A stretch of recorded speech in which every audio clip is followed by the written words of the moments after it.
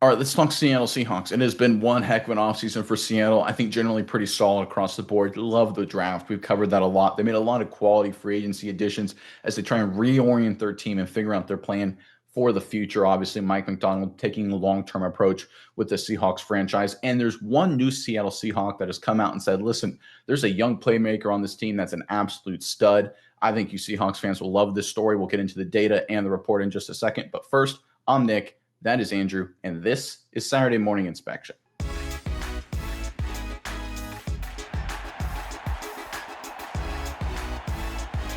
All right, one of the veteran additions the Seattle Seahawks made over this offseason was, of course, from the Los Angeles Rams, wide receiver Cooper Kupp. He's from Washington State, kind of a homecoming there. Kupp coming into Seattle, hopefully, and I'm expecting him to do a lot of good things for the Seattle Seahawks. But one of the things that has come out recently that I think is a very exciting sign for Seattle is that Kupp has been blown away with a young playmaker that's kind of slid under the radar from a national perspective, and that's former Ohio State wide receiver Jackson Smith-Njigba. Kupp had some really nice things to say and what he thinks Jigba could become. Let's pull up the report and we'll get into the data on the other side. This is courtesy of Rams Wire of all things. This is Kupp talking about JSN. I think the first thing that struck me was he plays a lot stronger and is a lot stronger than people know about Jackson. Kupp said there's a play strength that comes along with that, being able to be on the field, his decisiveness and belief in himself and what he can do, and then being able to go out there and just make it happen.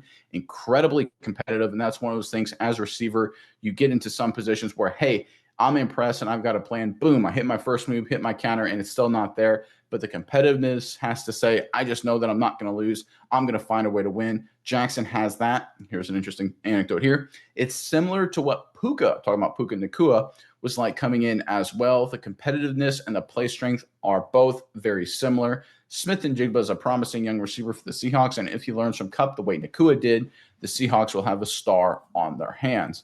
Yeah, I think one of the things with Jackson Smith-Njigba coming out of college, I think a lot of people, he's not been a bad player. We'll get into his data in just a second, but maybe some people are expecting a little bit more, maybe a little bit more flash and big plays. And I think a lot of what has happened with JSN is that he was kind of overshadowed with what the Seahawks are trying to do with DK Metcalf. I think Cooper Kupp's involvement to train and work with JSN will elevate his game. And if you look at the raw data, there's actually a pretty favorable comparison. When you look at Nacua there, kind of combine Cooper Kupp and Puka Nacua into one person. But when you look at Puka Nacua, look at his numbers and compare them with JSN's, they're pretty favorable for JSN. They're very comparable. I'll say it like that. Let's pull up our first chart right here, highlighting what I'm talking about. So this is Nacua and Jackson Smith-Njigba. Nacua on the left, JSN on the right.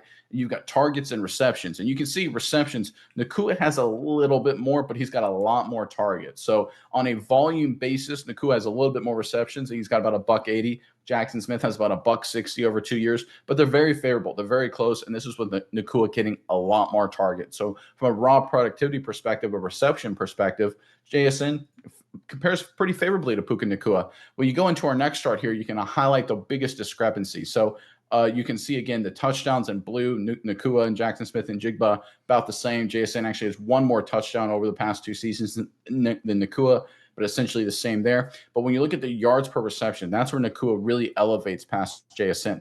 Now, what does that mean? I think a lot of that is scheme. I think Puka Nacua plays for the Rams and Sean McVay. They have that great offensive mind. Whatever you think about Sean McVay, really great offensive strategist. I think the Seattle Seahawks have lacked that at times over the past 2 seasons. I think Klint Kubiak coming to Seattle will do a great job creating that separation for JSN. A lot of people don't think about this, but yards per reception, I think, my opinion here, has a lot to do with scheming wide receivers open, giving them a chance to get yards after catch. I think Nacua gets that in Los Angeles. I think JSN with Klint Kubiak coming to Seattle will get that a lot more across the board, and we'll see those numbers converge. JSN elevating his yards per reception, mainly on the back of Klint Kubiak's new offensive scheme in Seattle. So what's the overall picture? What's the overall theme? Number one, this is obviously a great sign that Cooper Kupp is impressed with JSN, because even though Kupp is still a solid player, JSN is the future. You trade DK Metcalf because you believe JSN can become a superstar. And the fact that Kupp is coming in and saying and talking about JSN's competitiveness and effort and things like that, and physicality and strength, that's a great sign that Jackson Smith-Njigba can become the superstar. So that's outstanding, number one. But number two, it reveals a key part of, I think, the Seahawks strategy with some of their offseason moves. You bring in a guy like Cooper Kupp, not to just be a good player, but to elevate your young players like JSN in this case. DK Metcalf was a really good wide receiver and just a freak athlete. We all understand that, undeniably so. Not the greatest guy in the world. Not saying he was bad at this, not saying he was a locker room cancer, but not the greatest guy in the world when it comes to developing other players and working with other players. Cooper Kupp, by every single report imaginable, is the locker room guy. He's the guy to work with young players. You talk to people in Los Angeles, they say as great as Puka Nacua has been for them, 90% of that is Cooper Kupp working with him, showing him the ropes, getting him ready to emerge and helping him become the player he is. I'm expecting Kupp to have a similar impact with Jackson Smith and Jigba, especially that Kupp says, listen, he's got that same kind of attributes, competitiveness, tough, physical. We already saw the production. I'm expecting a massive season for Jackson Smith and Jigba, and I think a lot of people around the NFL are going to be surprised by how productive and how dynamic this young receiver will be for Seattle in 2025. All right, Miles, I know you've got a few thoughts on this, but first, Seahawks fans, in the comment section below, we're talking wide receivers, right? And this is where it gets very interesting, and I'm curious what your opinion is on this. Who is the most underrated? Because I think right now JSN is underrated. Who is the most underrated wide receiver in Seattle Seahawks history? There's a lot of very interesting names here to throw around. Obviously, everyone talks about Seahawks receivers. You go to Steve Largent, but how about an underrated guy? Give us your favorite underrated Seahawks wide receiver. Put them in the comment section below, and make sure while you're down there to check out the link to our weekly newsletter. It's 100% free. It's via Substack. Make sure you sign up. Really appreciate it if you do. Again, 100% free. It doesn't cost you a thing. A lot of great stuff in there. Check out the link in the description and in the comment section below. But Mize, over to you now. What are your thoughts on this latest news out of Seattle? Yeah, Nick, I think you touched on something there for me. That this was the key for me here. Obviously, the fact that Cooper Kupp saying, "All right, JSN, Nacua, very similar guys. They have a lot of great attributes, and statistically, they look like they could be similar as well." But I think the key here is now the tutelage that was brought in. I think Cooper Kupp's the key, like you alluded to. The tutelage brought in by Cooper Kupp is very, very necessary at getting JSN to the next level because, like you said, DK Metcalf, whatever, he's a fantastic receiver, very physically gifted, and I think he uses that to his advantage like you should. But Jackson Smith and Jigba isn't that guy. He's not 6'3", 230 pounds, and runs a 4.340. That's not Jackson Smith and Jigba. Jackson Smith and Jigba is 6 foot. He's under 200 pounds and he runs like a 4.4. I mean, he's a different kind of receiver. So I think bringing in a guy like Cooper Kupp, who is very similar, he's 6'2", 200 pounds, and he ran like a 4.640 at the combine or something like that. Not necessarily a blazing fast field stretcher.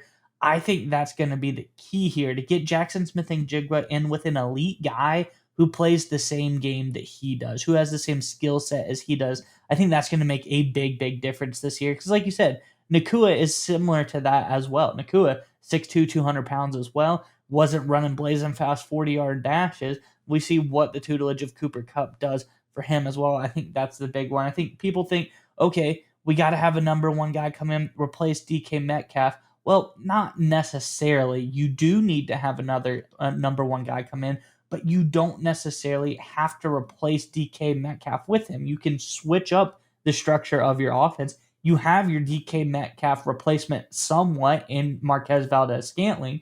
That's a guy who's 6'4", who ran a 4.340. That can be your DK Metcalf-esque kind of field stretcher guy. Now you have Jackson Smith and Jigba, going to learn from Cooper Kupp, do a lot of good things. So I think how everything's just set up is very similar. We're going to see growth, and I think it's going to be growth very similar how Puka Nacua came in and took the league by storm. Jackson Smith and Jigba on his own already made some big jumps from year one to year two. He had that 63.3 overall grade in 2023, which isn't bad for a rookie. You expect him to have to learn. Makes a huge jump, 81 grade in 2024, almost a 20-point jump there. Very, very impressive. But I think we're going to see even more. We're going to see a big transformation from Jackson Smith and Jigba after learning from Cooper Kupp this season. I think it's going to be something really big. So while Cooper Kupp may not be putting up all of the statistics he used to with the Seattle Seahawks, I think this is probably the most impactful acquisition that they made this offseason, as far as it is going to boost Jackson Smith and Jigba's game. We saw what happened with Puka Nacua when he came to the Rams. I think we're going to see something very similar with Jackson Smith and Jigba learning from Cooper Kupp. Yeah, and I think that's the important takeaway here is that the Seattle Seahawks, and we talked about it a lot this offseason, they've oriented this franchise. They've looked at their entire young core and say, we're going to push forward with this young group. We have to develop these guys. We have some stars, we have some veterans, DK Metcalf, Geno Smith. But overall, as a whole, we're going to focus our franchise on these young guys we drafted in the last 2 seasons, guys we've drafted this year. And this is the team we're going to be. We're going to build to have, as they say in the soccer world, a golden generation where in a year or two, we've got all of these guys of the same generation coming together, and our entire roster, offense, defense, special teams, is going to be loaded with guys in their mid to early 20s that are ready to explode and dominate the NFC for years to come. That was the Seattle Seahawks strategy because they understood, rightly so, that even with Smith, Metcalf, and the core groups they had, they just weren't overcoming the Rams. They weren't overcoming the 49ers enough to make a deep playoff push. Winning a lot of games over the past 3 seasons, undeniably so, right? I mean, obviously, they've been a good football team. The reality is, though, they weren't making deep postseason runs. So the question is, do you keep banging your head against the wall and say, let's just keep trying to see, maybe we can get one player away and let this Smith, Metcalf kind of team, maybe they can make a deep push. Maybe they can go on a magical run. Or you can take a step back and be logical and rational and say, we're good with these guys, but we're not really good. We're not great. The way we can become great is if we elevate our elite young talent, push them to the max, give them the infrastructure to be successful, and recalibrate and go after it in the future. And that's what they did this offseason. And that's exactly what Cooper Kupp, I think, will help with JSN. Because if JSN can live up to his potential unleashed by Cooper Kupp, then they will look like geniuses for the DK Metcalf trade. And I think they will, because the proof's in the pudding. We've already seen it. We've seen it in Los Angeles with Puka Nacua. Kupp sees a lot of the similarities with JSN. I'm expecting Jackson Smith and Jigba to have a big 2025, and more importantly, for the long term, mold into a superstar franchise wide receiver for the Seattle Seahawks.